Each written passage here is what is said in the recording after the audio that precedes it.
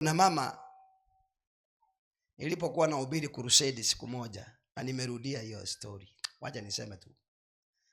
Uende kama umesikia kwingine, lakini wacha niseme na hapa. Nikihubiri crusade, mama mmoja akaja tu. Sasa ile nimemaliza mahubiri, nimesimama kando na pulpit. Akakuja akaniambia, "Pastor, nataka kuongea na wewe." Nikaenda. Akaniuliza Kikisii, "Pastor, nomole mule boli. Nomole mule pi." Ani tutasemaje? Una ujasiri? Asoko kagere kiati metinki yako teba? Nikamwambia, "Si ndio? Una ujasiri ukiambiwa kitu utaweza simama?" Kamtewe sema. Akaniuliza, "Umeiona mchawi?" Abwara bona ngatakolia maisha yake. Kafungua macho kidogo sasa. Nikamuuliza, "Mchawi sijaimuona, lakini huwa ninafanya nini?" Kaniambia, "Pastor, wacha nikwambie. Huyu mchawi unasikianga ni mimi." Najua nikashtuka kidogo. Nikafikiria labda anataka kunieleza shida zake vile ambavyo wanamuita mchawi. Na ni kweli ni mchawi alikuwa. Kaniambia, "Pastor, unasikia wale wanakimbia usiku?" Ni mimi. Inu mwanyako barora. China rucho yomu.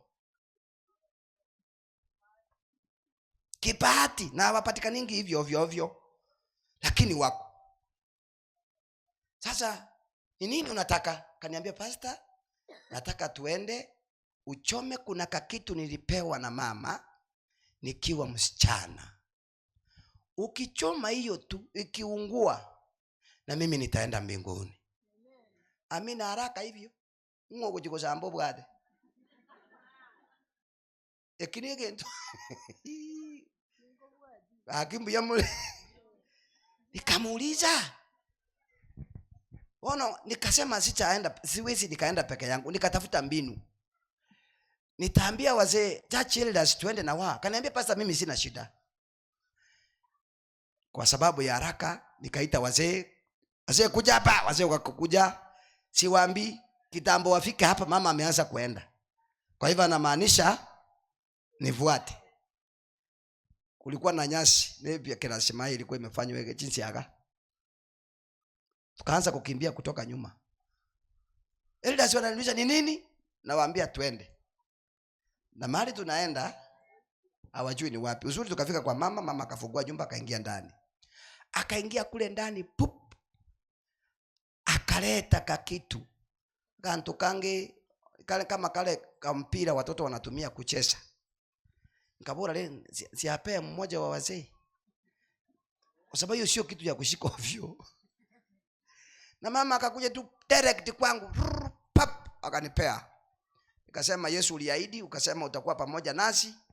Tinkoma nyango senda akabwate nchaka kwa kunkufu." Joda sashika hiyo kitu aanze kuruka kama yeye. Na ni kwetu tunaambia wazee wa kanisa, kama una uhusiano na Mungu vizuri, vitu kama hizo usiende. Kwa sababu utafikiria unaenda kufukuza, ukipewa uanze kuruka kama hiyo mchawi. Tu nikashika. Sasa nikamwambia kulingana na sheria hatuwezi tukachoma nje kwa sababu itaweza leta shida zingine. Ikabidi nielezee hao wazee kwanza ni nini tunafanya. Wazee wakashtuka kwa sababu ni mmoja wa washiriki wao. Sasa kwa hapa wakashtuka, nikamwambia tulia. Na yale mnameona leo mfunge mdomo wa juu na wapi? Kenteke moge tebande. Akia kwa ramwa bekele to mako munabalishi. Na nyina bakungu baino. Nyinyi muone mkiangalia mama huyo wa kanisa mjue tu peke yenu. Sasa tukaanza, nikasema sitachoma kitu ambacho sichaona. Igonyo ndo bwate ntararwa nkobe. Ngetongi. Katika jina la nani? Na kitachomeka. Sasa nikafungua kwenda ndani niweze kuona. Uchi kuikaimi kintu kinga chingende binawa nkieki. Kwa sababu Sina haja, nikaona wacha tu nichome. Tukawakisha moto sitting room hapa na kuni na mafuta yetaya. Kuweka kwa moto kanaruka, kanaenda kando. Nikafikiria labda kamegongwa na mti ama kuni. Wacha tena nifanya nini? Tena nikaambia wazee fanya nini? Omba. Kuomba kurusha tena kakaenda upande mwingine. Friends, duniani kuna nguvu za shetani. Msifanye jokes. Hii jamaa alipigana na Mungu mbinguni, akarushwa wapi? Na Biblia inasema alikuja na malaika na nguvu. Kwa hivyo ana uwezo wa kufanya vitu za miujiza. Kwa hivyo usije ukasema hapana. No, hizo nguvu ziko na zinasumbua watu wengi. Lakini nataka nikutangazie hizo nguvu siko mahali ambapo zimefungiwa. Ni kusema siko limited. Kuna mahali asifiki. Zinapofika mahali zinakutana na Yesu, zinaisha nguvu mara moja. Kwa sababu Yesu alishinda Kalvari. Na chibwete kiwa ndani ya Yesu. Kwa hivyo hizo nguvu hasina uwezo juu yako. Na nikaambia watu wacha kusema pastor, wachai wamenisumbua, wanapita juu ya mlango. Wewe ukisoma vitabu za Roho nabii, kuna mahali unasema kwamba wale ni malaika wa shetani na hawawezi kuingia mahali ambapo hawajaalikwa. Kwa hivyo kama wanakuja kwako, wewe una uhusiano na hao malaika wa shetani.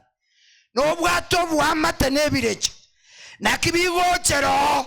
There is something ambacho kiko kwa compound hiyo. Wanaona chao, wanakujia, wacha kusumbua wachungaji. Pastor njoo mniombee, kuna vitu zinakanyaga kwa mabati, wachawi wamenisumbua. No, enda jichunguze mwenyewe. Ni kwa nini hawa wachawi wanakusumbua? Wanakujia vitu zao. Barogi bago chere bintu byabo. Sikia. Waisraeli walipokosa mbele za Mungu, Msombo Nyasaye akaona mbona Mungu akani alipoiba vitu za dhamani. Waisraeli wameanza kusumbuka. Mtumishi wa Mungu anapoenda mbele zake, Mungu anamwambia wacha kunililia mimi, enda kwa Waisraeli uwaambie katikati yao wametenda maovu. Na Mungu hali amejua ni Akan ameiba, lakini taifa lote linasumbuka kwa sababu ya Akan. Huenda ikawa katika familia yako kuna mtu akona uhusiano na malaika wa shetani. Eita watoto ama mwanamke. Mukungu amete n'ebite byo mukabiri na byagukobekera obe moyo na amasabato gasitemo ina atokosabere. No basara bwe chingenda bakobekera chingende igoro. Ori awata toka mpaka mwenyewe asalende. Sasa yule mama nikamwambia mami, kwa sababu nimejaribu kuweka mara 3 na uchana sijui nini, hii miungu haiungui. Nikamwambia tuchukue sasa turushe kwa choo. Tobe kaze kendo choo ime. Kaniambia mchungaji, hata kama utaweka futi 100 kwenda chini bado kitarudi juu. Nikamwambia tumia akili.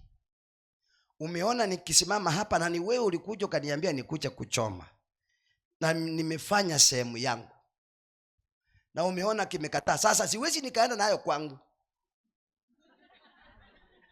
Kitu yako inabaki hapa. Hapa. Na siwezi nikashika na mkono niwekelee kwa moto nikishikilia. Mimi ni mtu. Kaara wekango lega ntoke. Aga ntokao tigara nakwo. Kanto kwa muntu mutigiri. Kaniambia pastor tafadhali shika nikuambie. Nikashika. Kaniambia pastor weka pole pole nikiongea. Okay. Nikaanza kufuata sasa masharti. Ninamwambia sasa ansa. Nikisikia akifanya akiongea ikigusi kai ungua, anaongea na kakitu kake kayie nikaachilia. Ungua kakatigara liko. Kanapoendelea kuungua, yule mama akaanguka chini. Kumbe hizi ni nguvu ambazo zinahitaji nguvu zingine za kusiondoa ndani.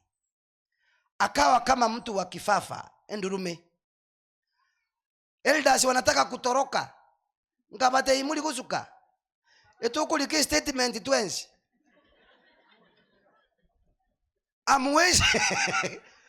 amwezi niacha hapa.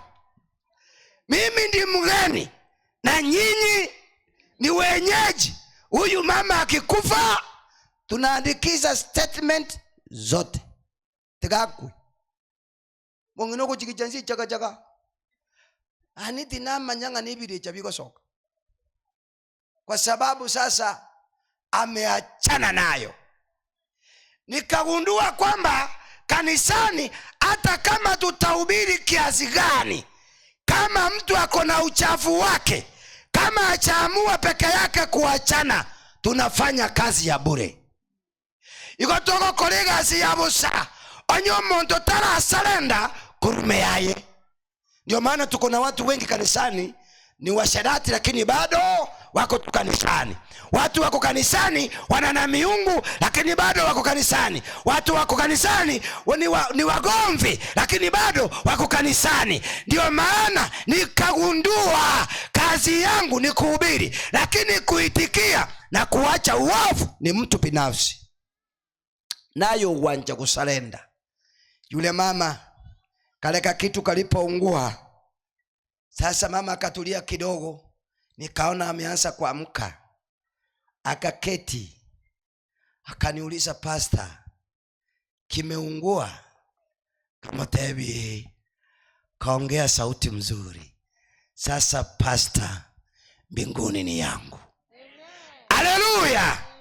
Akaona kile ambacho kingemzuia asione ufalme wa mbinguni kimemuondokea. Petero walipokuwa na ubiri mwanzo watu wakasikia ujumbe huu, wakauliza, sasa Petero tufanye nini? Wakawaambia, tupuni mukapatizwe, kwa sababu ufalme wa mbingu ukaribu kuja. Watu wakaamini hapo. 1000 ngapi? 3. Wakapatizwa ndani ya maji. Injili hii inapokuja, kuna kitu ambacho inafanya kwa mtu. Injili hii ikipata mtu, kuna vile inambadilisha. Injili hii ikiwa ndani, inakusaidia ndani pamoja na nje. Haleluya! Injili si kwamba watu wanasema, oh pastor, najua kanisa ni roho yako. Yaya, injili yako konyo monto ime narari. Kile ambacho tunaona nje ndicho kiko wapi? Ndio kiko ndani. Kwa hivyo injili inapokuja, injili ya msalaba inapokuja kwa mtu, inakusaidia. Injili hii inakuweka unakuwa sawa. Injili hii inavunja miamba. Kuna watu waliokuwa mikora, lakini baada ya kukutana nayo wakabadilika. Bakungu mbalengi byatabanyaka kina Mary Magdalena, baada ya kupokea injili hii walibadilika katika jina la Yesu. Kuna jamaa ambao walikuwa wanyang'anyi kina Zakayo, baada ya kumpokea hiyo injili wakabadilika. Kuna watu waliokuwa walevi, baada ya kupokea injili hii badiliko likaonekana ndani yao. Kuna watu waliokuwa wezi, lakini baada ya kumpokea injili hiyo badiliko likaonekana ndani yao kubwa. Kuna watu walikuwa wanyang'anyi. Kwa hivyo injili hii inapokuja kwa mtu, inabadilisha mtu. Injili yego konyo muntu wewe ikaingia kwako na ukabakia vile ulivyo. Kitabu cha Matendo ya Mitume 2 mstari wa 41, msomaji. Ndio. Inasema nini? Ndio tuweza kusikia vile Petero walifanya kazi. Nao walipopokea neno lake wakabatizwa. Na siku ile wakaongezeka watu wapata 3,000. Wakaja 3,000. Nataka niseme kile ambacho kiliwafanya wakaokoka watu 3,000. The message was about Christ and his place in God's plan of salvation. Yes. Get the point. Take a step forward.